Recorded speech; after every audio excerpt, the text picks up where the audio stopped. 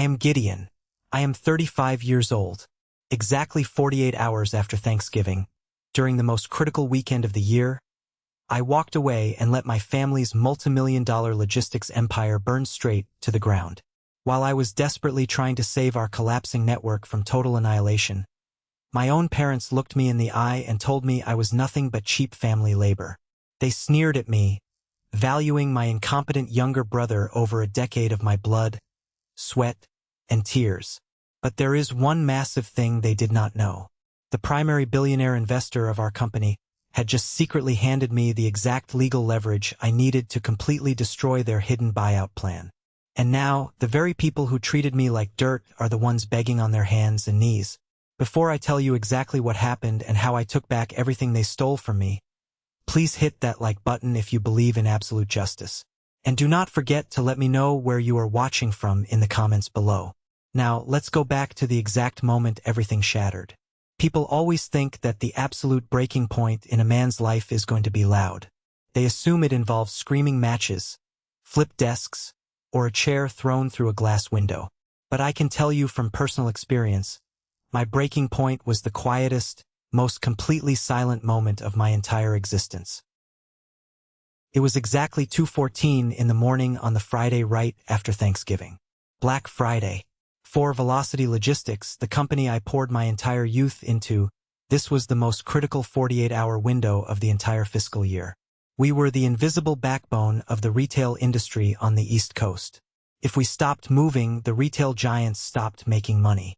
The main server room was a massive, sterile cavern. It was supposed to be kept at a constant, freezing 62 degrees to prevent the massive hardware racks from melting down under the immense processing load. But that night, the air inside that room felt incredibly thick. It was suffocating, heavy with the terrifying, distinct smell of raw ozone and burning plastic. The main digital dashboard mounted on the far wall, which was usually a soothing, predictable sea of green indicators, was flashing a blinding, angry crimson red. The cooling fans inside the dozen server racks were screaming. They literally sounded like a fleet of commercial jets spooling up their engines on a runway right inside my head. The noise was so deafening you had to yell just to hear yourself think. Just 3 feet away from me, sitting at the primary terminal, my younger brother Preston was completely and utterly falling apart. Preston was 29 years old. He was wearing a custom-tailored, imported Italian suit that probably cost more than my first 2 vehicles combined. Even at 2 in the morning, his usually perfectly styled hair was a complete disaster. He kept dragging his shaking, sweaty hands through it, ruining his expensive gel. He was staring blankly at the main monitor where the catastrophic error logs were scrolling so fast they looked like a continuous blur of white static against a black background. Preston was hyperventilating. He was actually struggling to pull oxygen into his lungs. His chest heaved up and down, and sweat was literally dripping off the tip of his nose, splashing right onto his pristine, backlit mechanical keyboard. He spun his expensive leather executive chair to face me, his eyes wide and completely terrified. He yelled at me over the roar of the fans. He pleaded, telling me I had to help him. He said our dad was going to absolutely kill us. He asked me why the emergency backup servers were not spinning up. He pointed a shaking finger at me and demanded that I do something because I was the one who built this entire architecture. I just sat there. I was wearing my worn-out, faded flannel shirt and a pair of old jeans. I did not type a single command. I just watched him panic. I looked past him and watched the red numbers on the secondary financial screen tick rapidly upward. That little ticker on the screen was a custom program I wrote to estimate our real-time financial hemorrhage during an outage. We were losing approximately $45,000 every single minute. Down in New Jersey, massive freight trucks were completely frozen at the loading gates, unable to receive their routing manifests. The automated sorting bots down in our massive Atlanta hub had just stopped dead in their tracks, dropping fragile packages right onto the stationary conveyor belts. The live, real-time tracking system for over 3 million individual packages had just vanished into thin air. The entire regional network had gone completely dark. I looked back at Preston. I looked at the heavy, solid gold watch shining on his wrist. Then, I slowly looked down at the smooth surface of the desk in front of me. Sitting right there, right next to my own keyboard, was a printed piece of paper. It was an internal email. The edges of the paper were severely crumpled because I had been gripping it inside my clenched fist for the last 12 agonizing hours. It was an internal human resources document detailing the confidential end-of-year retention bonuses. I looked at the black ink on that piece of paper, and then I looked back at my younger brother, the supposed vice president of innovation, who was currently crying because he could not fix a database lockout. In that exact moment, I did not feel any anger. I did not feel any profound sadness. I felt absolutely nothing. A cold, endless, empty void had suddenly opened up inside my chest. It completely swallowed 12 years of blind loyalty. It swallowed 12 years of missed Thanksgiving dinners, skipped anniversaries, and lost sleep. It swallowed every single pathetic attempt I ever made to earn my father's respect and love. I slowly reached up with both hands. I grabbed the heavy, noise-canceling headset that was clamped over my ears, pulled it off. The deafening roar of the dying servers got instantly, violently louder. I set the headset down gently on the desk. Then I reached down to my belt. I unclipped my employee security badge. The plastic was scratched, and the lanyard was severely frayed at the edges. I had worn that exact same badge, day in and day out, since I was 23 years old. I placed the badge deliberately and gently right on top of the crumpled HR document. Preston stopped his frantic, useless typing. He stared down at my hands. He stammered, asking me what I was doing. He asked why I was packing my canvas bag instead of pulling up the command prompt. I zipped up my backpack, securing my personal laptop inside, and slung the heavy strap over my shoulder. I stood up. My knees popped.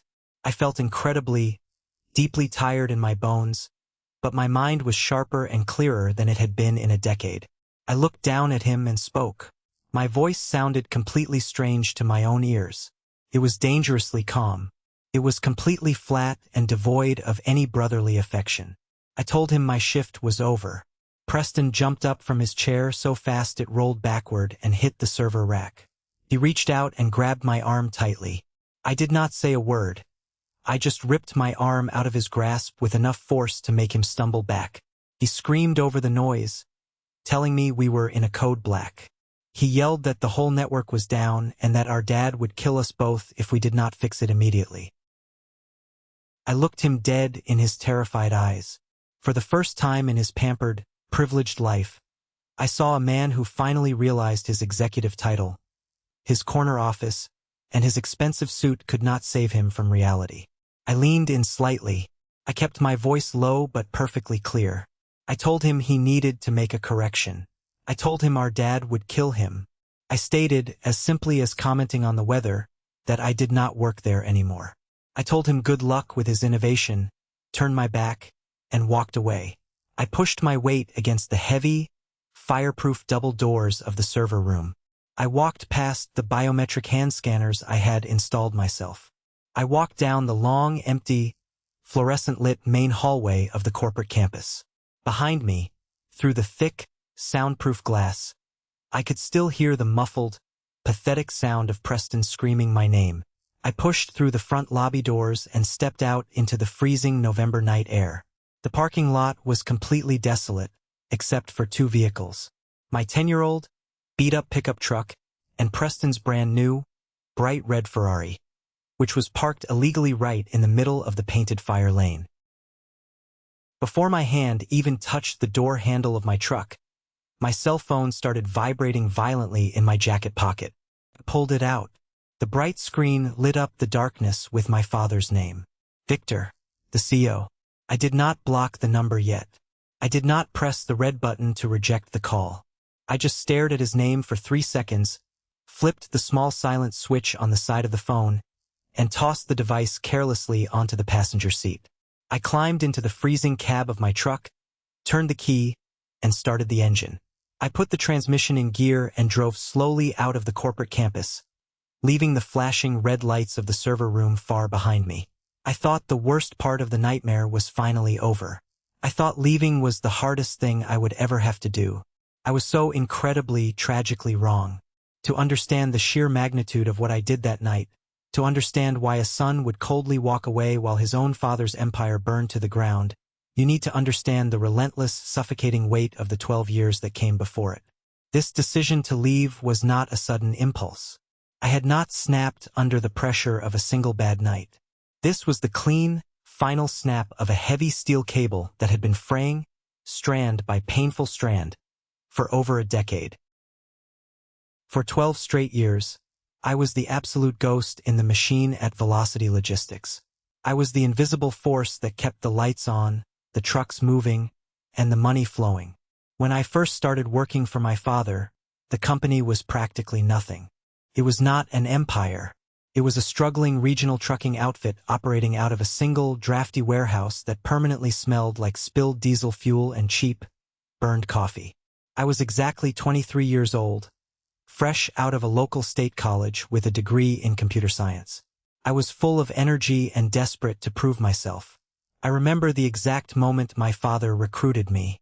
Victor sat me down at our scratched wooden kitchen table. He poured us both a cup of coffee, looked me dead in the eye, and gave me the ultimate speech. The speech that would trap me for the rest of my youth. He told me we were not just building a business, we were building a family legacy. He leaned forward, put his heavy hand on my shoulder, and swore to me that if I put in the sweat equity right then, if I built the complex digital infrastructure we desperately needed to compete with the corporate giants, I would be right there at the top with him when the company finally took off. He told me to think of the long game. He told me to think of the inheritance. I believed him blindly. I was young, incredibly naive, and utterly desperate for the approval of a man who had always been too busy chasing contracts to attend a single one of my high school baseball games. I wanted my father to look at me with pride. So I gave him my life. I built the entire dynamic routing algorithm from absolute scratch, staying up until 4 in the morning for months on end. I designed and coded the database architecture that allowed the company to track thousands of shipments simultaneously. When the business finally expanded and bought a second massive warehouse in New Jersey, I spent 3 weeks crawling under the floorboards, wiring the server racks myself, simply because Victor told me we could not afford to hire outside contractors. I became the guy they called at 3 in the morning on Christmas Eve because a primary server went down in Ohio due to a power surge, and I had to walk my father through a manual reboot over the phone while my wife sat alone by the tree. I was the guy who spent 3 full days of his own honeymoon sitting on the tiled floor of a hotel bathroom in Hawaii with a laptop, frantically fixing a critical API integration failure so my father would not lose our biggest retail client. I sacrificed my health, my marriage, and my sanity for that company. Last year, I single-handedly rewrote the automated sorting logic for the entire southern region. That one single project saved Velocity Logistics roughly $7 million in operational costs over 12 months. But what was my reward? My official title remained Senior Systems Architect. My salary was kept agonizingly low, barely hovering above the industry average for a fresh entry-level junior developer. Every single time I gathered the courage to ask for a raise, a promotion, or just a tiny budget to hire a decent assistant to share the crushing workload, Victor would deploy the same manipulative tactic. He would pull me into his massive, newly renovated corner office with floor-to-ceiling windows. He would pour 2 glasses of incredibly expensive, aged scotch. He would pat me firmly on the back, sigh deeply, and play the ultimate family card. He would look out the window and tell me how tight the market was, how we had to reinvest every single penny into aggressive growth. He would look at me with fake sympathy and say, "Gideon, you are the backbone of this place. I appreciate you more than you know. But as family, we have to make sacrifices that the regular employees do not. Your time is coming. Just hold on. Think of the real estate you will buy when this is all yours." I swallowed that toxic lie for a decade. I kept my head down. I kept the servers humming. I kept the money flowing into his pockets. Then, 8 months ago, everything changed. My younger brother, Preston, arrived. Preston is 6 years younger than me. While I was pulling 80-hour work weeks, patching crumbling legacy code, and eating cold takeout at my desk, Preston was at an elite private university. He was partying his way through a useless undergraduate degree that was entirely funded by my parents' deep pockets. When he graduated, he decided he did not want to work his way up. He wanted to go to a prestigious, incredibly expensive business school to get his MBA. My parents paid for that, too. The very day Preston graduated with his MBA, Victor hired him. But Preston did not start at the bottom. He did not even start in middle management. My father created a brand new, highly compensated executive position exclusively for him. Vice President of Innovation. Preston walked into the corporate building on his first day wearing an imported, bespoke suit, smelling like expensive cologne, and carrying a cup of artisan coffee. He was immediately given a massive office right next to our father's.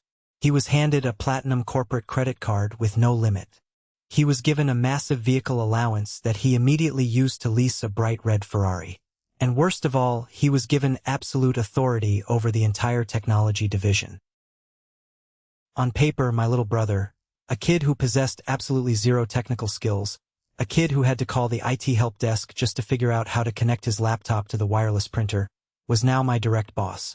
Preston spent his days writing long, meaningless, self-congratulatory articles on LinkedIn about AI-driven synergies and cloud-native paradigm shifts.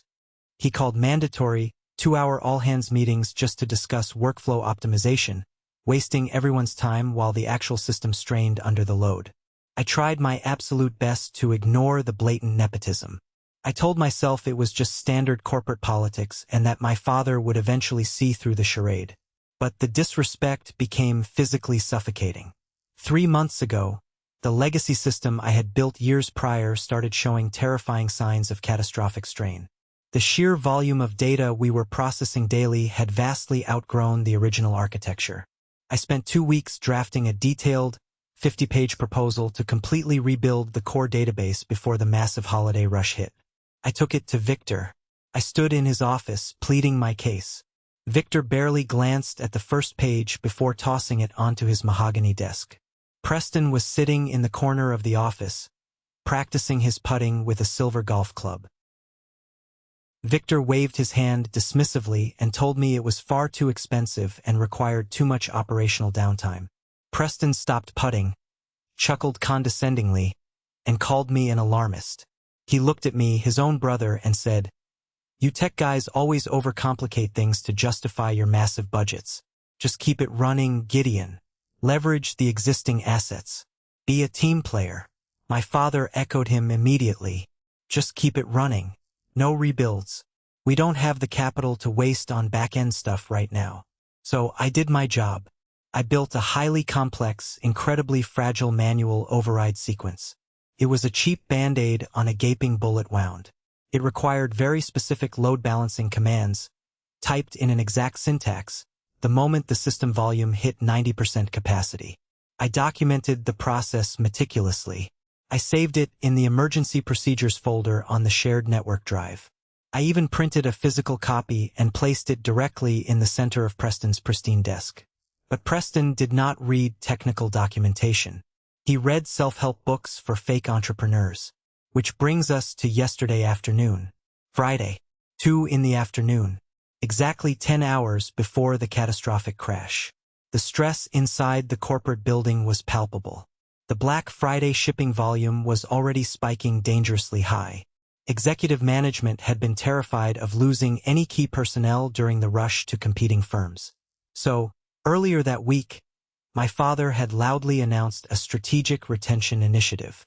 He stood in front of the entire company and proudly proclaimed that Velocity Logistics takes care of its own and rewards extreme loyalty. At 2 o'clock, exhausted and running on fumes, I walked down the long hallway to the break room to grab a cup of the awful office coffee. The heavy-duty commercial printer in the hallway was jammed. It was beeping a loud, annoying warning tone. I sighed, set my ceramic mug down on the counter, and opened the primary paper tray to clear the jam. I pulled out the crumpled sheet of paper that was stuck in the rollers. I was just about to crumple it up and throw it into the blue recycling bin when my eyes caught the official company letterhead at the top. Then I saw the title, printed in bold black ink, Confidential, 2026 Executive Retention Bonus Allocations. I completely froze.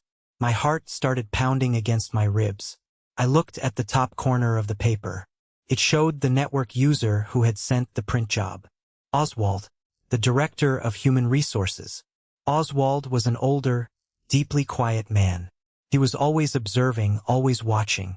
He knew exactly where every single skeleton was buried in this company. And he knew exactly what time I walked past that printer every single day. I forced my eyes to read the first line of the document. Name, Preston. Title, VP of Innovation. Tenure, 8 months. Retention bonus, $66,000. My stomach violently dropped into my shoes. $66,000. For 8 months of walking around the office spouting meaningless buzzwords. For playing golf in the corner office. For making my daily life a living hell. I felt sick, but I forced my eyes to scan further down the list. I scanned past the marketing directors, the regional managers, and the logistics coordinators. And then, at the very, very bottom of the final page, under a completely separate section labeled Technical Support Tier, I found my name. Name, Gideon. Title, Senior Systems Architect. Tenure, 12 years. Appreciation stipend, $3,200. I read it 3 times to make sure my exhausted eyes were not betraying me. There were no missing zeros. It was exactly $3,200. My arrogant little brother, who could not even restart a basic office router, was deemed worth $66,000 of retention capital. The man who built the entire infrastructure of the company and sacrificed my youth to keep it breathing, was worth less than the down payment on a used sedan. They did not even have the basic respect to classify mine as a bonus. They called it an appreciation stipend. I stood completely still in that hallway for 5 full minutes. The printer kept beeping its warning tone. Employees walked past me, chatting about their weekend plans. I did not hear a single word they said. In that exact moment, the fog lifted, and everything became perfectly, brutally clear. I was not a cherished son. I was not a respected business partner. I was not even a valued employee. I was just cheap, exploitable labor. I was the family mule. And my father was entirely content to work me to death until I collapsed, while simultaneously feeding my little brother out of a silver spoon. Oswald had not jammed that printer by accident. He had intentionally sent that document to the public printer and staged the jam. He left that paper there on purpose. It was a silent, desperate warning. A wake-up call from the only honest man left in corporate leadership. I folded the paper very carefully, pressing the creases down hard. I slid it deep into the front pocket of my jeans. I walked back to my desk. I did not say a single word to anyone. I just sat down, put my headset on, and waited for the inevitable disaster I knew was coming. I knew the fragile system was going to hit maximum capacity around 2 in the morning. And for the very first time in 12 years, I made the conscious, cold decision that I was not going to save them. The storm was finally here, and I was going to let it wash them all away. I knew exactly what the technical sequence of destruction would look like when the holiday shipping volume spiked. I had warned them. I had documented it. When the database load hit critical mass at 2 a.m., the system required a very delicate manual load balancing procedure. It required patience and precision. But Preston possessed neither. When the warning alarms started blaring in the server room, Preston completely lost his nerve. Instead of executing the specific manual commands I had left on his desk, he panicked. He tried to force a hard, system-wide reboot right in the middle of a massive, active read-write cycle. In technical terms, he essentially slammed the emergency air brakes on a heavily loaded freight train traveling at 100 miles an hour. The database did exactly what I had programmed it to do in a catastrophic scenario. To protect the core client data from being permanently corrupted and overwritten, the system initiated an absolute impenetrable lockdown. And that is exactly when I unclipped my badge, looked him in the eye, and walked out into the freezing night. The drive home from the corporate campus was surreal. The heater in my old truck was completely broken, blasting nothing but freezing air at my legs, but I did not feel the cold at all. I felt lighter than I had in over a decade. The heavy, suffocating chain that had been wrapped around my neck since I was 23 years old had finally snapped. I pulled into my suburban driveway just past 3 in the morning. The neighborhood was dead quiet, bathed in the pale orange glow of the streetlights. I unlocked the front door, walked into the dark kitchen, and did not bother turning on the main lights. I opened the liquor cabinet, grabbed a bottle of cheap bourbon, and poured myself a generous, burning glass. I walked out the back door and sat down on the cold wooden steps of the back porch. The freezing night air bit at my face. I took my cell phone out of my pocket and set it down heavily on the glass patio table. The screen was lighting up the darkness like a frantic strobe light. I had 14 missed calls from Preston. I had 22 missed calls from Victor. A text message from Preston popped up on the lock screen. It read, "Gideon, please pick up the phone, man. The servers are literally smoking. I don't know what to do. Come back." I took a slow sip of the bourbon. Tasted like ash, but the burn felt grounding. Then, a long, aggressive text message from Victor arrived. It read, "Gideon, answer your damn phone immediately. This is not a game. We are losing $50,000 a minute. If you do not get your ass back here and fix this right now, I am calling Barnaby. You are legally liable for this sabotage. I will sue you for everything you have." I stared at the glowing text message for a long time. Barnaby was the ruthless, high-priced corporate lawyer Victor kept on retainer. A lawsuit, legal liability. That was my father's ultimate play. When the fake family loyalty failed, he immediately resorted to threatening his own flesh and blood with total financial ruin. He was trying to terrify me into submission, but I knew my employment contract intimately. I knew it far better than human resources did. I was an at-will employee. I was legally permitted to walk out at any second, for any reason, without notice. I had not planted a malicious virus. I had not deleted any proprietary files. I had not physically sabotaged a single piece of hardware. All I did was stop preventing the inevitable disaster they created. I simply stopped doing the job of 5 highly paid engineers for the price of half a junior developer.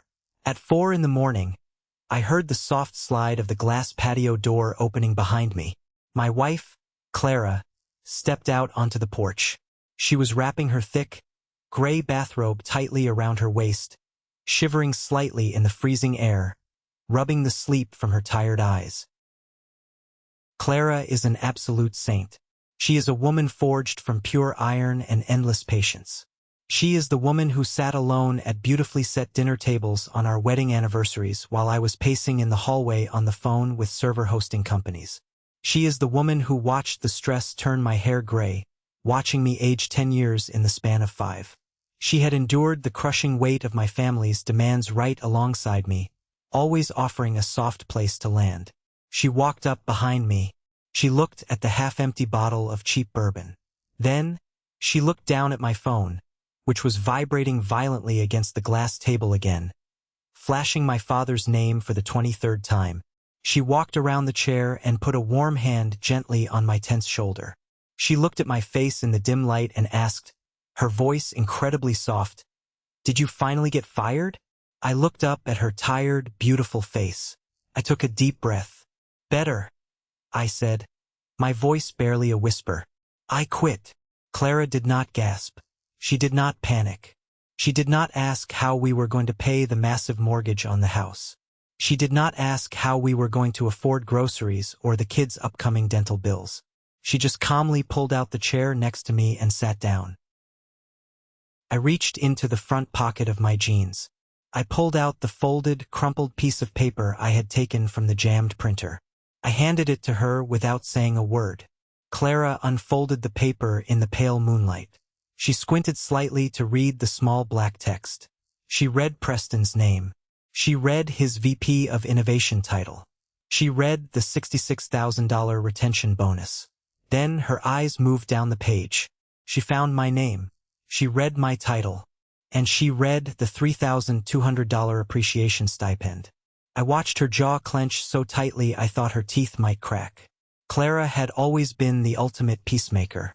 For years, she had gently encouraged me to attend those agonizing family Thanksgiving dinners. She was the one who told me to bite my tongue and smile when my father loudly bragged about Preston's imaginary, inflated accomplishments. She fundamentally believed in the sanctity of family. But right now, looking at the undeniable proof of my exploitation, that belief shattered. She set the paper down on the table. She leaned over and picked up my vibrating phone. She read my father's frantic, aggressive text messages. She read the explicit threat to unleash Barnaby and sue us into bankruptcy. Clara carefully set the phone back down. She did not yell. She did not cry. She reached out and powered the device off completely, cutting the connection to the toxic world I had just escaped. She looked me dead in the eyes, her expression harder and more fiercely protective than I had ever seen it in our 15 years together. "Let it burn," she said, her voice steady and absolute. And then she stood up, leaned down to kiss my forehead, and walked calmly back inside to go to sleep. Having her unconditional, fearless support was the impenetrable armor I desperately needed for what was coming next. Because the family I was born into was about to show me just how truly ruthless and desperate they could be when their empire was threatened. By Saturday morning, exactly 8 hours after I walked out of that freezing server room, the situation had escalated from an internal corporate technical glitch into a massive national news story. I woke up around 10 in the morning after a few hours of fitful, exhausted sleep. I walked into the kitchen, made a strong pot of black coffee, and turned on the television in the living room. I flipped it to a major national financial news network. The breaking news ticker scrolling aggressively at the bottom of the screen read in bold letters: "Major logistics network failure cripples East Coast retail deliveries ahead of Cyber Monday." The news anchor, looking gravely serious, was talking specifically about Velocity Logistics. They were showing live helicopter footage of massive semi-trucks backed up for literally miles outside our primary New Jersey distribution hub. The stock prices of our 3 biggest retail clients had severely dipped in pre-market trading due to the supply chain disruption. Velocity Logistics itself was a privately held company, but the breach of contract penalties embedded in our service-level agreements were going to be astronomical. Tens of millions of dollars in fines were stacking up by the hour. I was standing in my living room, drinking my coffee, watching the absolute chaos unfold on the screen, when my personal cell phone rang. I had kept my work phone completely powered off, but this was my private number. Very few people had it. I looked down at the caller ID. It was my mother, Sylvia. I hesitated, my thumb hovering over the screen. My mother was the ultimate master of emotional manipulation. She was the architect of sweeping massive family traumas under the rug to maintain the illusion of a perfect household. I braced myself for the incoming, heavy guilt trip, took a deep breath, and answered the call. "Gideon?" Her voice was trembling violently. It was thick with tears and panic. "Gideon, honey, please tell me you are in your truck. Please tell me you are on your way to the office right now." I kept my voice completely neutral. "I'm at home, Mom. I'm drinking coffee." "Gideon, you have to go back," she cried out, her voice pitching upward in desperation. "Your father is having severe chest pains. Preston is literally crying in his office. The board of directors is calling an emergency session. You are destroying your entire family over a silly, childish tantrum." Tantrum. The word echoed in my head. I gripped my ceramic coffee mug so tightly my knuckles turned stark white. "Mom," I said, keeping my voice dangerously low. "Did Dad tell you why I left? Did he tell you about the confidential retention bonuses?" "Yes, he told me," she snapped, her tone instantly shifting from a pleading, helpless mother to defensive anger.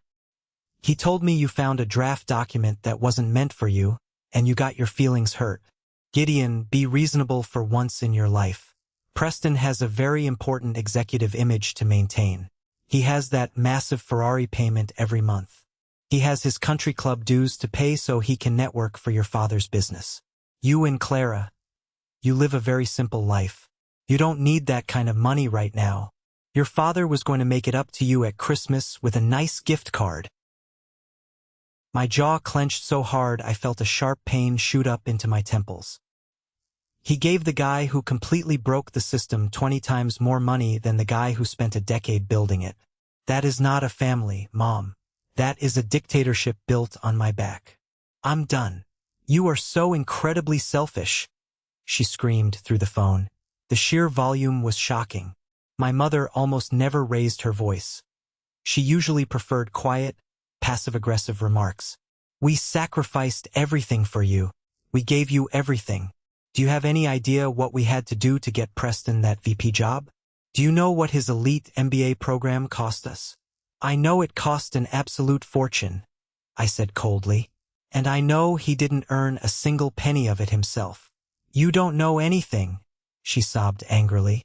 And then, pushed over the edge by panic, the words spilled out of her mouth. The devastating, unforgivable words she could never, ever take back.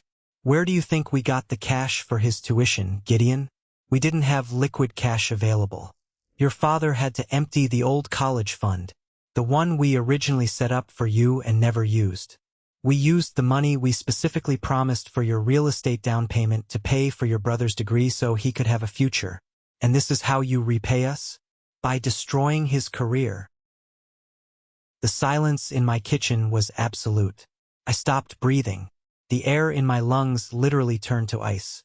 When I was 18 years old, I was accepted into a prestigious out-of-state engineering program. My parents sat me down at that same kitchen table. They told me times were incredibly tough. They cried, telling me they couldn't afford it. They begged me to go to the cheap local state college and live at home to save money. They promised me, they swore to me on their lives, that the money in my college fund would be saved, compounding interest, and they would give it to me when Clara and I were ready to buy our first house. When Clara and I bought our modest 3-bedroom home 5 years ago, I proudly asked my dad for the money. He looked me in the eye, sighed, and told me it was tied up in company stock. He told me he couldn't liquidate it without hurting the family business. So, Clara and I took out a massive mortgage at a terrible interest rate. We ate cheap ramen noodles for 2 years just to make ends meet. They didn't tie it up in stock. They stole it. They gave my money, the money I sacrificed my dream school for, to Preston so he could buy a useless degree, steal my credit, and get a $66,000 bonus. "Gideon? Gideon, are you there?" my mother demanded, her voice shaking. I took a sip of my coffee. Tasted like bitter ash. "Tell Victor to call Barnaby, Mom," I said softly, my voice completely dead. "Tell him to hire the best lawyer he can find. Because I am never coming back." I hung up the phone. I opened my contacts and blocked her number. It felt like I had just attended the funeral of my own family. I walked into my small home office, booted up my personal computer, and logged directly into LinkedIn. My profile was painfully outdated. It just said, "Senior Systems Architect at Velocity Logistics." I clicked the edit button. I meticulously updated my skills. I listed the specific database architectures I had designed, the complex routing algorithms I had optimized, and the multimillion-dollar savings I had generated for the company. And then, I clicked the small, green button that said, "Open to work." I went to take a quick shower to wash the sweat off my body. When I came back 20 minutes later, my inbox was completely flooded. Word travels incredibly fast in the high-stakes tech and logistics industry. Everyone knew Velocity Logistics was in a total meltdown.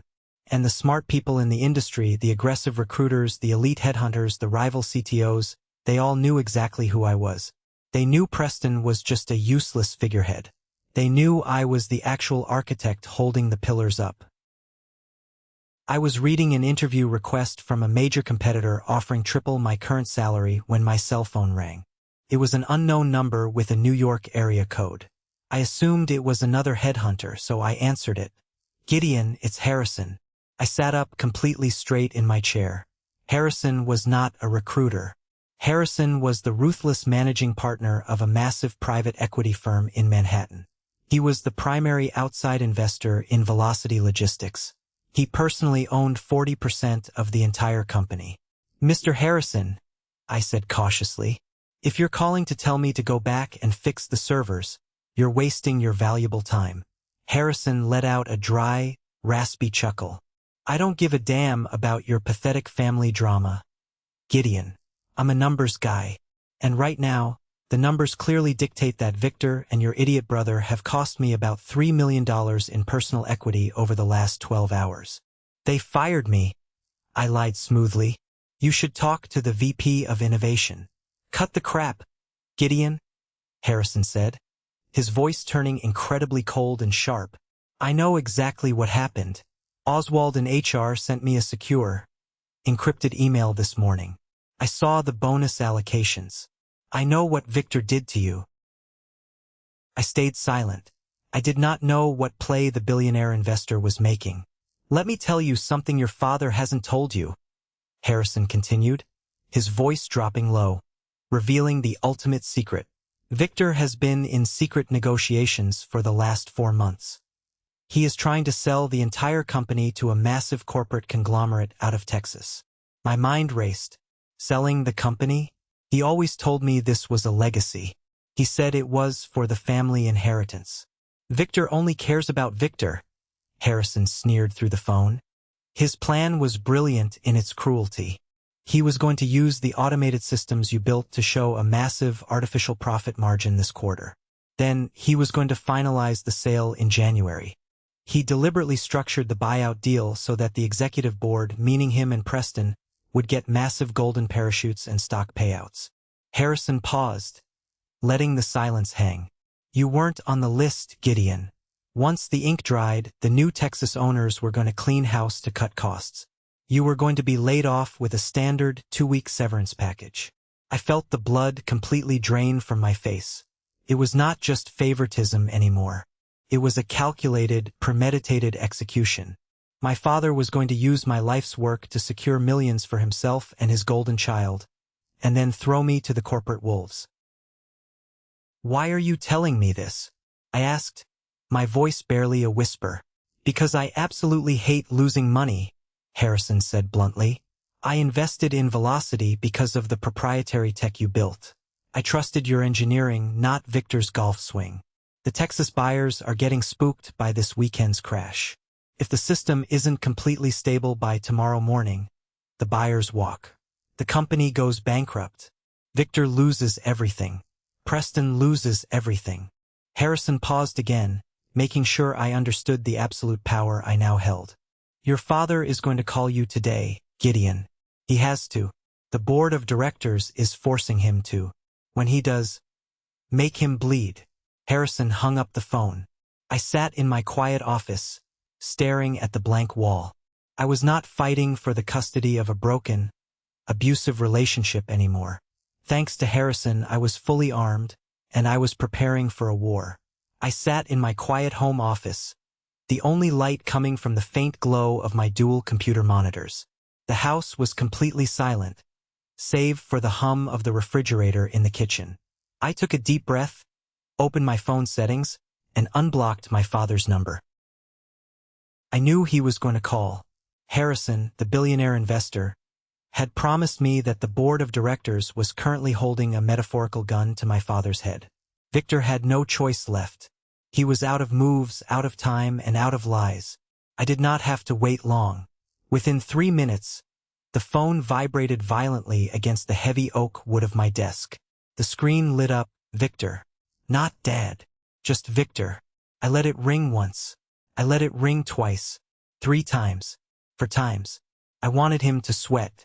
I wanted him to feel the exact same sinking, helpless panic I had felt every single time I opened my paycheck for the last 12 years. I wanted him to realize that the empire he built was crumbling, and the only man who could hold it up was the son he had spent a decade stepping on. On the 5th ring, right before it went to voicemail, I answered the call. I did not say hello. I did not offer a greeting. I just pressed the phone against my ear and listened to the heavy, ragged, frantic breathing on the other end of the line. Gideon. My father's voice sounded completely destroyed. The booming, authoritative, larger-than-life CEO tone he used to command boardrooms, intimidate warehouse workers, and belittle me was entirely gone. He sounded like a very old, very tired, incredibly desperate man who was watching his life's work vanish into thin air. I am here, Victor, I said. My voice was flat, ice-cold, and entirely devoid of any familial warmth. Using his first name felt like taking a pair of heavy bolt cutters and snapping a thick iron chain that had been wrapped tightly around my neck since childhood. He did not correct me. He did not demand respect. He did not yell. That alone told me exactly how dire the catastrophe was at the corporate campus. My father let out a long, painful sigh. It was the sound of a proud man swallowing his own arrogance like broken glass. "I fired him, Gideon," Victor choked out, his voice cracking. "I fired Preston an hour ago. Security escorted him out of the building. He is gone. Emma from operations is gone, too. I am looking at a burning building, Gideon, and I am holding an empty bucket. I don't care about the office politics anymore. I don't care about the retention bonuses or who said what. I care about my freight trucks moving. I care about saving this company. Name your price. Whatever it takes to get you back in the server room tonight. Name your price." I leaned back in my chair. I looked at the framed photo of Clara and my kids sitting on my desk. I thought about the 12 long years of subtle manipulation. I thought about the thousands of hours of unpaid overtime. I thought about my stolen college fund, the money my parents had drained to buy my incompetent brother a useless MBA so he could drive a red Ferrari and pretend to be my boss. And I thought about Harrison waiting in the shadows, ready to pull his 40% equity stake if I did not take control. "I don't want to be an employee anymore, Victor," I stated clearly, my words cutting through the telephone line like a freshly sharpened blade. "I don't want a salary. I don't want a fancy new corporate title. I don't want a corner office on the executive floor. And I certainly don't want to be part of your precious family legacy. Everyone has a price, Gideon." My father insisted, a tiny, desperate hint of his old corporate arrogance trying to slip back into his tone. "Every man has a number. Just tell me what yours is. We can draft a brand new employment contract tomorrow morning." "You aren't listening to me, Victor," I said, my tone dropping an octave, becoming dangerously sharp. "I will never be on your payroll again. If I come back tonight, I come in exclusively as an external tech consultant. Independent contractor status. I report to absolutely no one. I have zero operational dependency on your internal management team. You do not speak to me. You do not direct me. You do not stand over my shoulder. I work entirely alone. And my consulting rate is $400 an hour." Absolute, heavy silence hung on the line. I could almost hear the rusted gears grinding in his head as he did the math. "400 an hour?" My father finally choked out, his voice pitching upward in pure shock. "That is highway robbery, Gideon. That is elite Manhattan executive consultant money. You are a systems architect. You wanted an elite executive solution to a $12 million problem." I fired back without missing a single beat. "But that is not all, Victor. I require a minimum 100-hour retainer, paid entirely upfront by a certified cashier's check, before I even press the power button on a computer screen."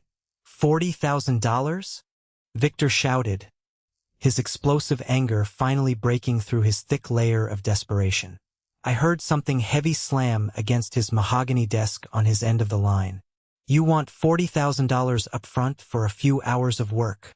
Are you completely out of your mind? I am your father. You are extorting your own family. I could hire an entire team of top-tier senior developers for that kind of money." "Then call them," I said coldly, feeling absolutely zero emotion in my chest. "Call a team of developers who have never seen a single line of this proprietary legacy code. Let them spend 3 solid weeks trying to decipher the database architecture while your retail clients tear up your contracts and Harrison withdraws his 40% equity stake. Go ahead, Victor. Hang up the phone and call them right now. I will go back to bed." I slowly pulled the phone away from my ear, hovering my thumb over the red end call button on the screen. "Wait!" he yelled, his voice cracking loudly in sheer panic. "Wait! Don't hang up. Fine. God help me, fine. $40,000. I will have the emergency accounting department cut a certified cashier's check immediately. How fast can you get here?"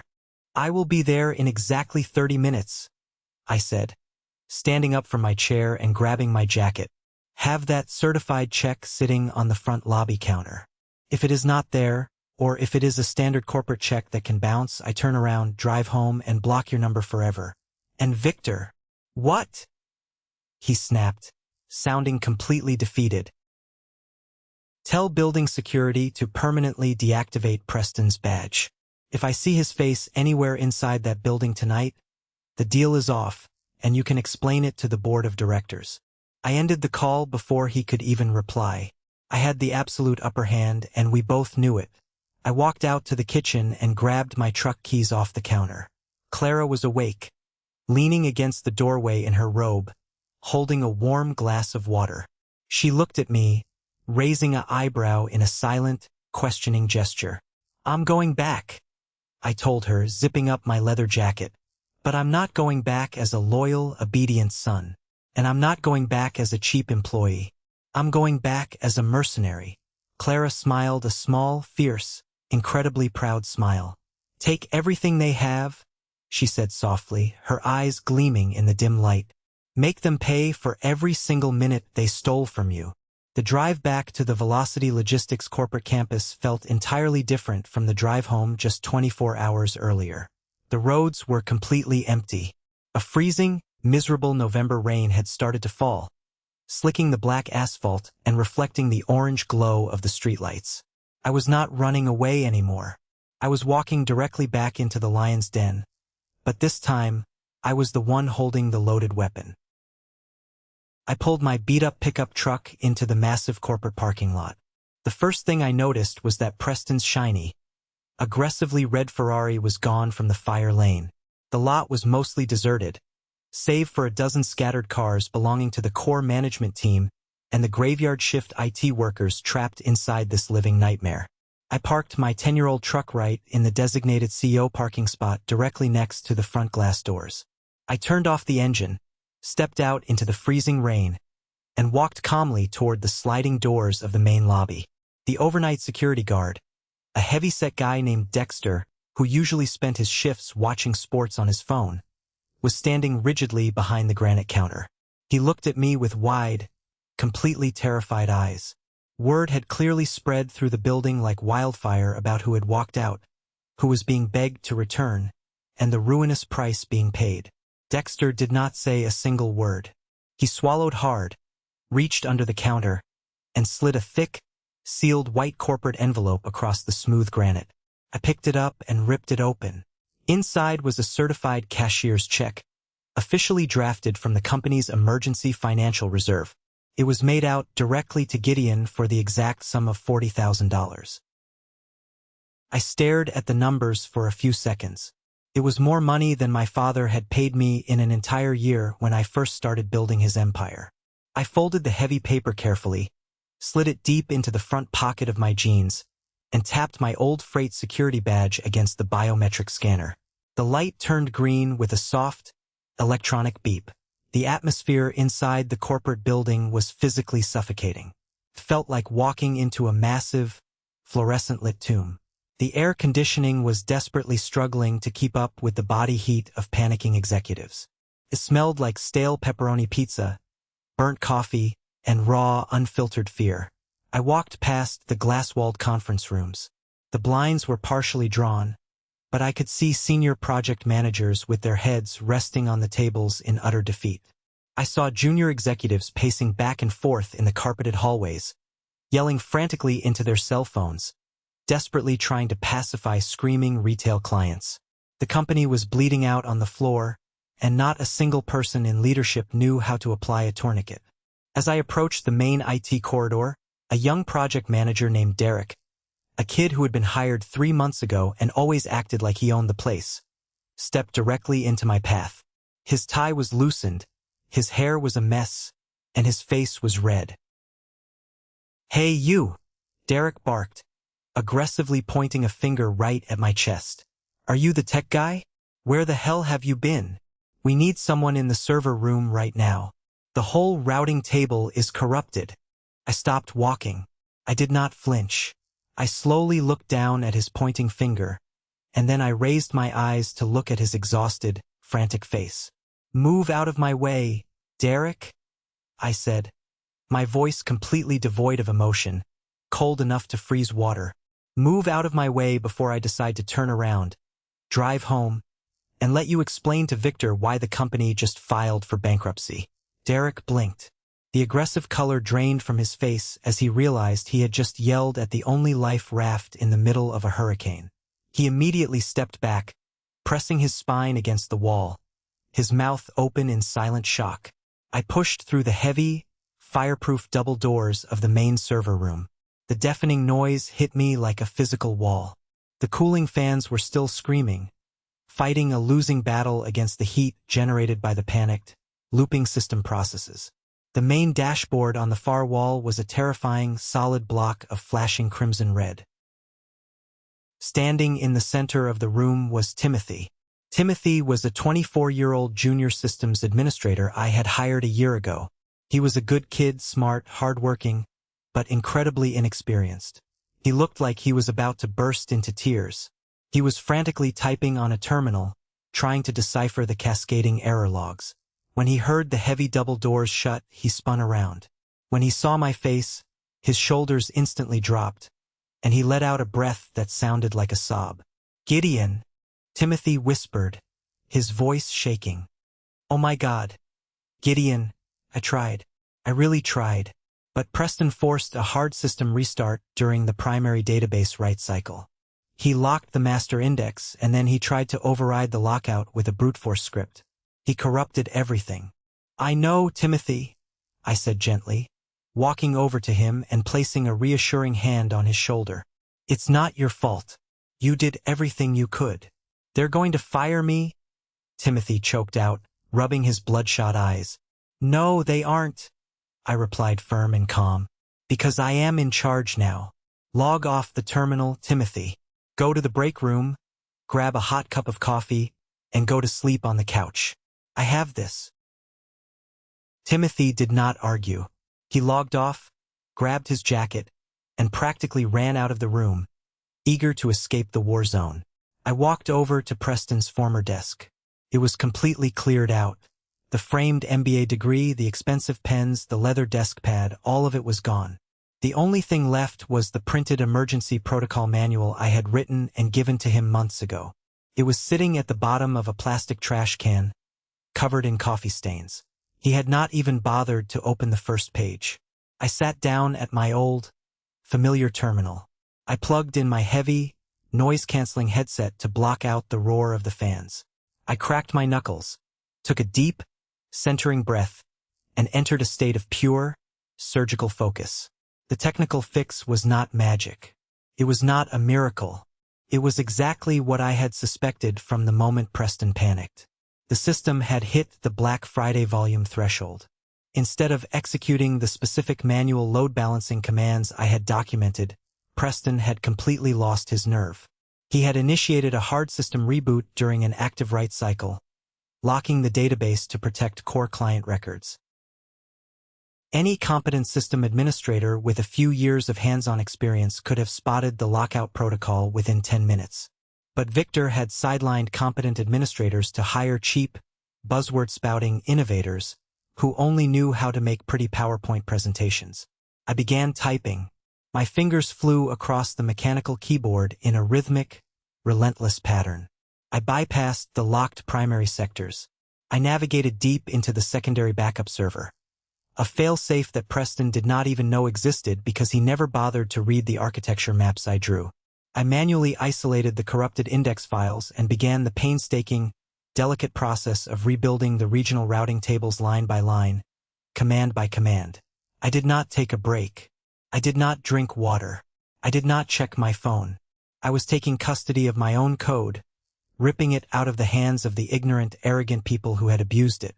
Took me exactly 6 hours and 12 minutes. At 1:45 in the morning, I executed the final, comprehensive diagnostic script. I leaned back in my leather chair, crossed my arms, and watched the massive main dashboard on the wall. The blinding red indicators flickered violently. They turned a cautionary, bright yellow. And then, one by one, in a glorious, sweeping cascade, they shifted into a solid, soothing, stable green. The cooling fans inside the server racks began to spool down, their deafening screams dropping to a manageable, dull hum as the processing load normalized. On the secondary monitoring screen, the live package tracking numbers started flowing again in a continuous, beautiful stream of data. The automated sorting hubs down in Atlanta reconnected seamlessly to the mainframe. The frozen semi-trucks at the New Jersey loading gates were instantly cleared for dispatch. The financial bleeding had stopped. The beast was tamed. My system was completely stable. I opened a blank text document, typed up a single-page formal invoice for my consulting services, and hit print. I marked it paid in full via the $40,000 cashier's check. I grabbed my canvas backpack, slung it over my shoulder, and walked out of the server room. The air in the hallway already felt lighter. Word was spreading like wildfire that the primary dashboard had turned green. I bypassed the cheering junior managers in the hallway and headed straight down the plush, carpeted executive corridor toward my father's corner office. The heavy oak door was wide open. Victor was sitting behind his massive mahogany desk. He looked 15 years older than he had on Friday afternoon. His expensive silk tie was completely undone, hanging loosely around his unbuttoned collar. His tailored shirt was deeply wrinkled. A half-empty crystal glass of scotch sat precariously near his keyboard. He was staring blankly at a towering pile of legal liability documents. I walked right in, my heavy boots thudding softly on the hardwood floor, and dropped the printed invoice dead in the center of his desk. He jumped slightly, startled by the noise, and looked up at me with deeply bloodshot, exhausted eyes. "You're done?" he asked, his voice rough and scratchy from hours of yelling on conference calls. "The system is completely stable," I said, keeping my posture perfectly straight, looking down at him. "The backlog of data is processing without any packet loss. The logistics hubs are moving. I also took the liberty of setting up an automated cron job to handle the dynamic load balancing during peak hours. You will not need manual overrides anymore. Even a 29-year-old with a fake executive title should be able to keep it running now without setting the building on fire." Victor looked down at the paper invoice. He let out a long, exhausted breath, reached up, and rubbed his temples aggressively.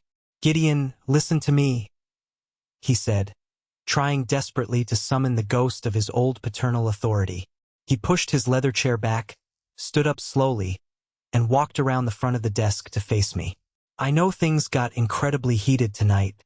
I know mistakes were made on all sides. Firing your brother was hard, Gideon. It broke your mother's heart. But it was the right call for the business. You proved your true worth tonight. You saved this entire company from total annihilation." I just stared at him. My expression was an absolute mask of cold stone. I let him talk. I wanted to hear exactly how he planned to spin a decade of abuse into a corporate victory.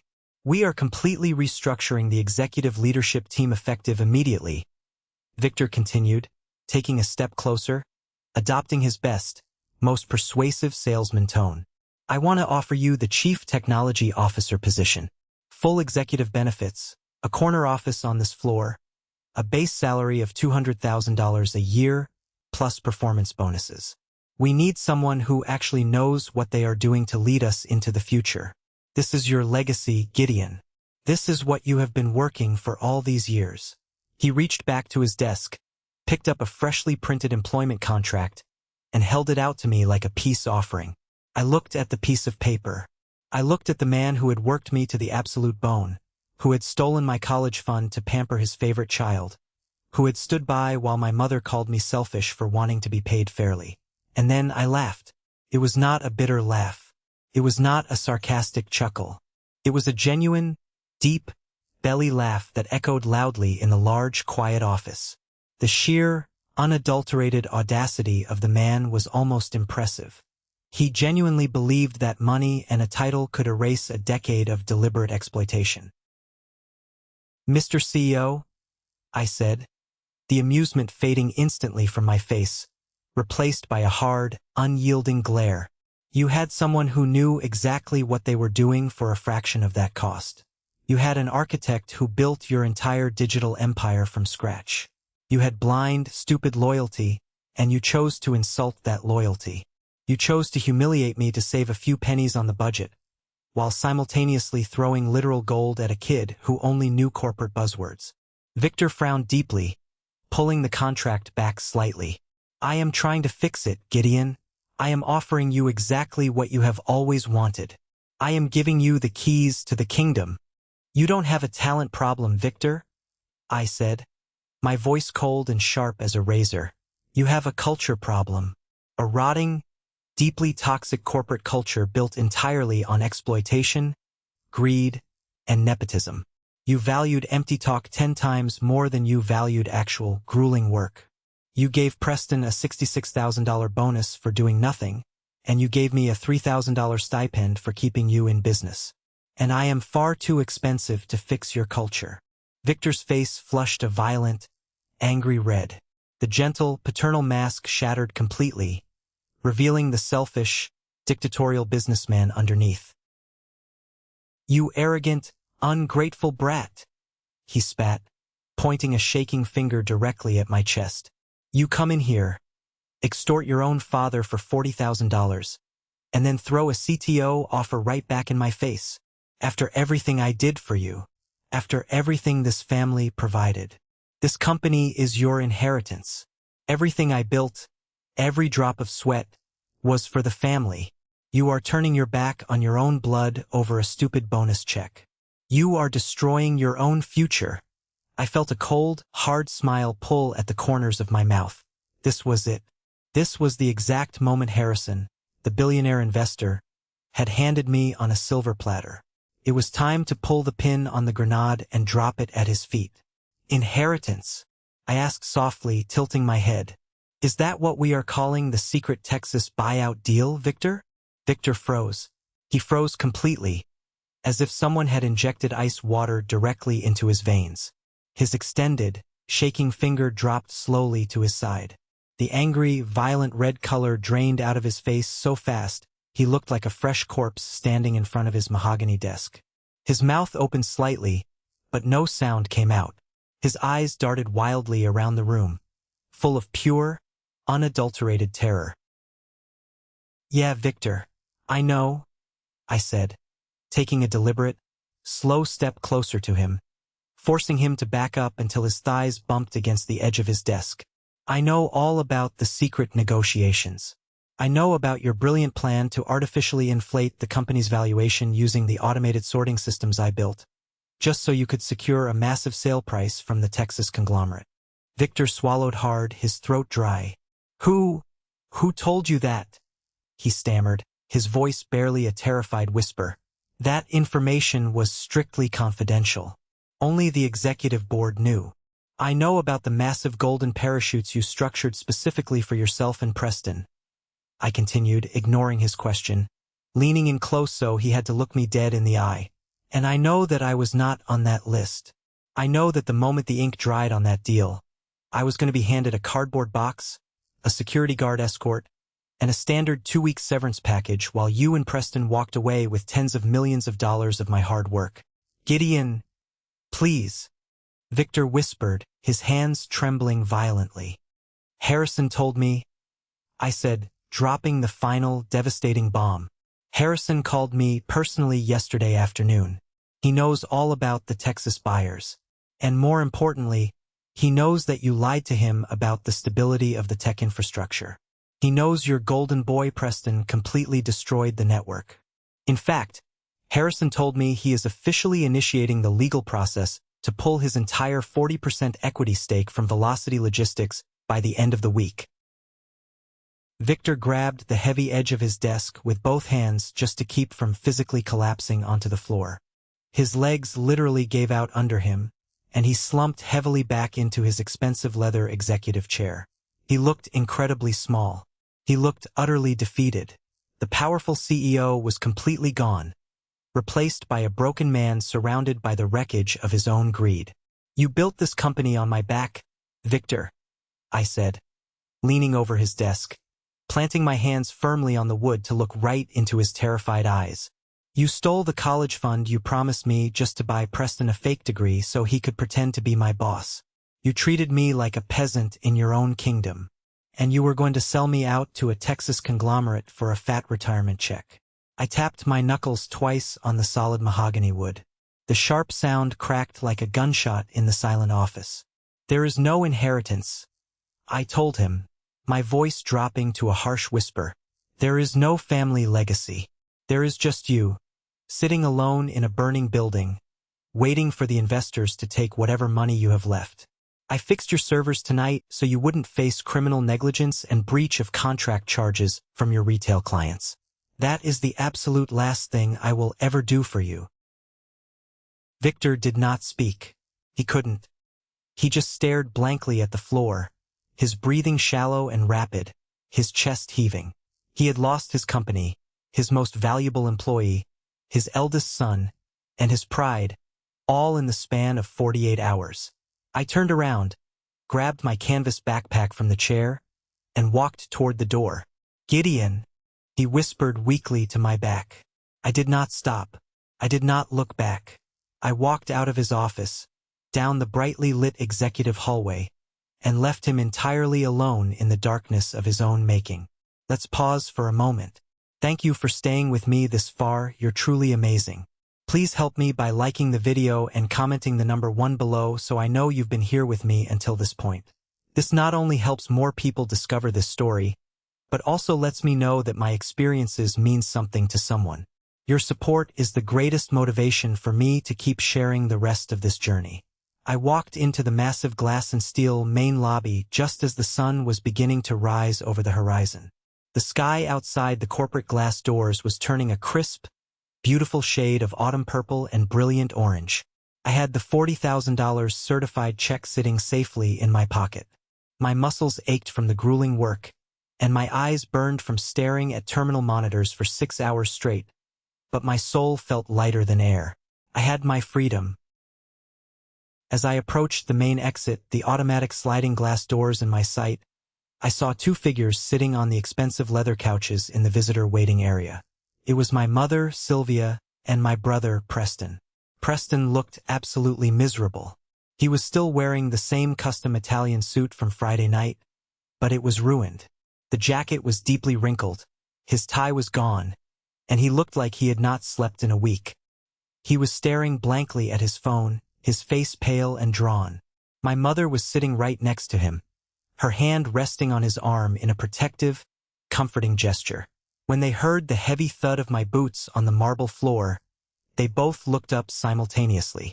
My mother immediately stood up. She quickly arranged her face into a perfectly practiced mask of deep sorrow and tragic heartbreak. She was ready to play the ultimate victim, a role she had perfected over decades of family drama. "Gideon!" she cried out, stepping directly into my path, her voice trembling with manufactured emotion. "Gideon, honey, please stop. We have been waiting out here for hours. Preston wants to apologize to you. He is so sorry for everything. Your father was so unbelievably harsh with him tonight. Gideon. He lost his job. He lost his corporate car allowance. His life is completely ruined. We need to sit down as a family right now and fix this. We can go to a lawyer. We can sort out a new, better contract for you, so everyone can be happy again." Preston stood up slowly from the couch. He wouldn't even meet my eyes. He stared down at my dusty boots. "Dave, man, I messed up," Preston mumbled, shifting his weight uncomfortably, using his old childhood nickname for me. The pressure of the executive role was too much. You know, I'm not a core code guy. I'm an ideas guy, man. Please talk to Dad for me. Tell him the system was just glitchy. Tell him I can come back as a senior consultant or something. We're brothers, man." They were unbelievable. It was genuinely, breathtakingly absurd to witness. Even now, after the entire infrastructure had crashed, after the extortion, after the truth about the secret Texas buyout was laid completely bare, they still thought they could manipulate me. They still thought family ties were an endless, bottomless bank account that they could withdraw forgiveness from whenever they needed a bailouts. It felt like watching 2 complete strangers going through a nasty divorce, fighting desperately over the custody of a life I had already completely abandoned. I didn't slow my pace. I didn't stop to argue. I didn't yell and I didn't curse at them. I looked right through them. I treated them exactly the way they had treated me for 12 long years. Like they were completely invisible. Like they didn't matter. "Gideon, don't you dare walk away from your mother," Sylvia shrieked as I bypassed her completely, stepping around her outstretched hands. I pushed the heavy glass doors open.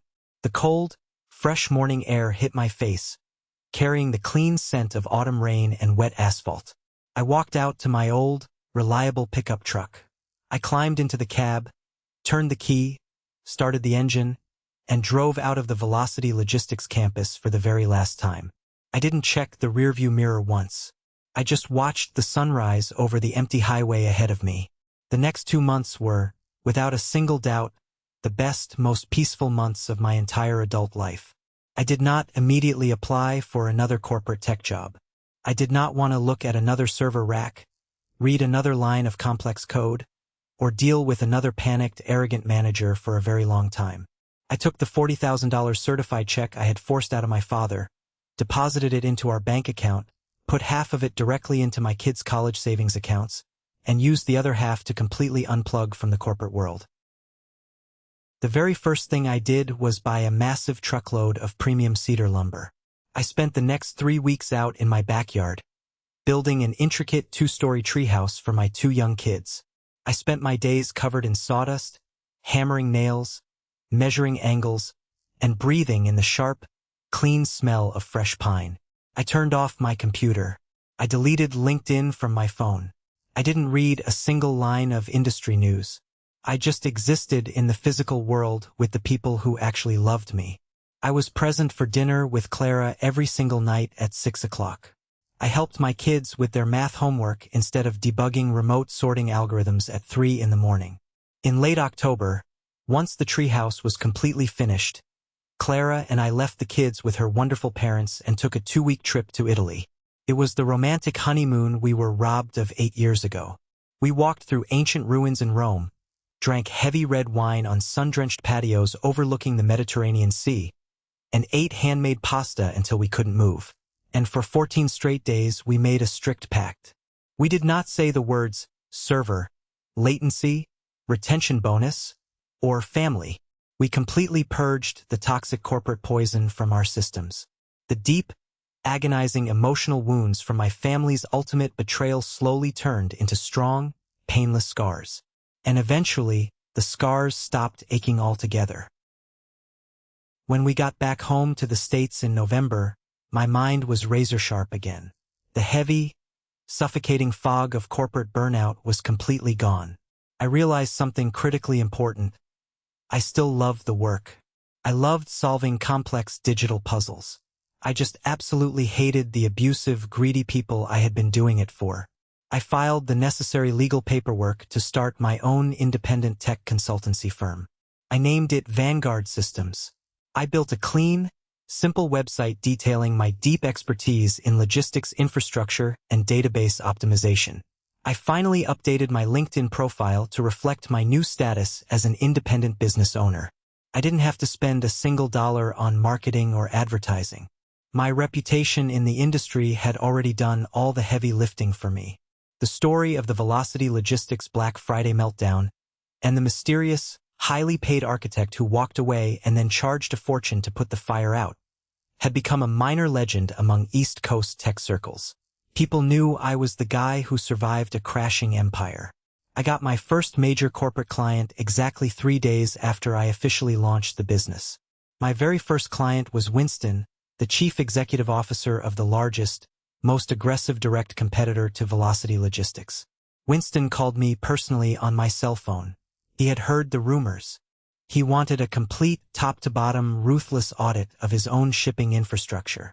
He wanted to make absolutely sure his company didn't have the same hidden vulnerabilities and legacy code flaws that had caused my father's Black Friday disaster. I sent Winston my standard consulting contract. I set my rate at $250 an hour. It was fair, premium market value for a senior systems architect working as an independent contractor. Winston didn't try to negotiate. He didn't offer me a pathetic appreciation stipend. He signed the contract and paid the retainer without blinking an eye.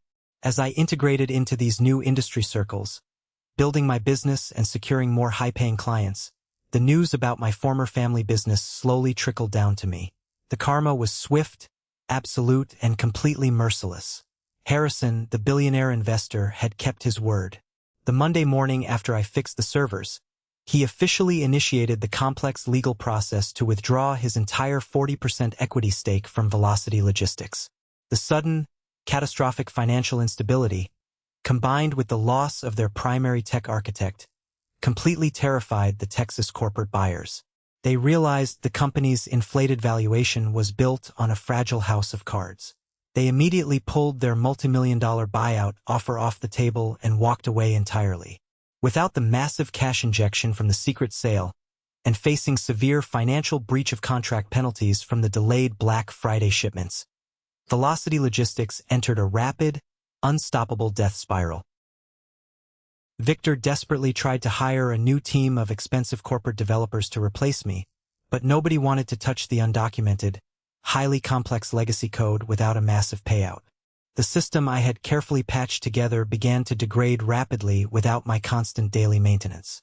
Exactly 6 months after I walked out of that server room, Velocity Logistics officially filed for Chapter 11 bankruptcy. The company was acquired for pennies on the dollar by a ruthless private equity firm known for stripping distressed corporate assets for parts. The new owners came in and immediately fired my father. They dissolved the entire executive board of directors. They sold off the fleets of semi-trucks, closed the Atlanta distribution hub, and liquidated all the physical assets. The legacy code I had spent 12 years building was finally erased, replaced by a cheap, off-the-shelf software solution that was slow, full of bugs, and universally hated by everyone who had to use it. Victor lost his CEO title, his massive salary, his luxury office, and his golden parachute. He was forced to sell his expansive suburban home and his luxury cars to cover the immense personal debts he had leveraged against the company. Preston, completely unemployable in the high-tech sector with his fake MBA and terrible industry reputation, had to move back in with our parents in a small, rented apartment. He currently works as a mid-level shift manager at a retail electronics store, selling flat-screen televisions to people on weekends. The golden child was finally permanently grounded. They lost their fake empire and I gained my entire life. I sometimes sit in my home office late at night, listening to the quiet, soothing hum of my computer, and think about that fateful Black Friday. I remember the blinding red lights flashing on the server room dashboard. I remember the high-pitched screaming of the cooling fans. I remember the sheer, suffocating panic in Preston's eyes when he finally realized the real world didn't run on empty corporate buzzwords and private school degrees. And I remember the absolute, crushing weight of being the only adult in the room, surrounded by people who demanded everything from me and offered absolutely nothing in return. Corporate managers, arrogant CEOs, and toxic family members love to tell you that everyone is replaceable. They say it in meetings to keep you scared and obedient. They say it during performance reviews to keep your salary painfully low. And technically, if you look at a corporate spreadsheet, they are right. Everyone is eventually replaceable.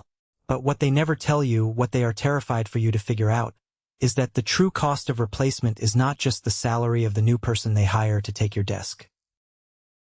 The true cost is the massive, unstoppable fire that burns down the entire house while the new guy is standing in the front yard, desperately trying to figure out how to turn on the water hose. I kept my old Velocity Logistics employee security badge. It sits safely in the top drawer of my desk, right next to a framed photocopy of the $40,000 cashier's check my father was forced to write me that night. I pull that frayed badge out and look at it every single time I sit down to negotiate a new consulting contract with a corporate client. It grounds me. It reminds me of the most important, painful lesson I ever learned in the brutal world of business and family. Your true value is not defined by what you do for people every single day. Your value is defined by what happens when you stop doing it. Sometimes people will take your hard work for granted. They will look right past your sacrifices. They will hand the rewards you earned to someone else because of corporate politics, blatant nepotism, or sheer willful ignorance. When that happens, you cannot argue with them. You cannot beg them to see your worth. Sometimes you just have to step back. You have to unplug your headset, pack your canvas bag, and calmly walk out the door. You have to let their fragile world burn down around them just a little bit. Just long enough to show them that you were the one holding the water the entire time. Thank you so much for sticking around and listening to my story today. I know it was a long journey, but I truly hope my experience resonated with you in some way. Especially if you have ever felt completely invisible, exploited, or undervalued in your own life, your own family, or your own career. Have you ever found yourself in a similar situation where your hard work was completely ignored while someone else took the credit? I would love to hear your story. Tell me about it in the comments below. Also, if you made it all the way to the very end of this video, you are part of an exclusive group. I want you to comment the letter W in the comments below. That stands for winner. That is the secret code for the 1% Club. The amazing, dedicated people who stay for the entire journey and truly understand the deeper message. It helps me know exactly who my real supporters are. If you enjoyed this story, please hit that like button and subscribe to the channel. It costs you absolutely nothing, but it means the entire world to me, and it ensures we can keep sharing these real, honest experiences together. Stay strong, know your worth, set your boundaries, and I will see you in the next video.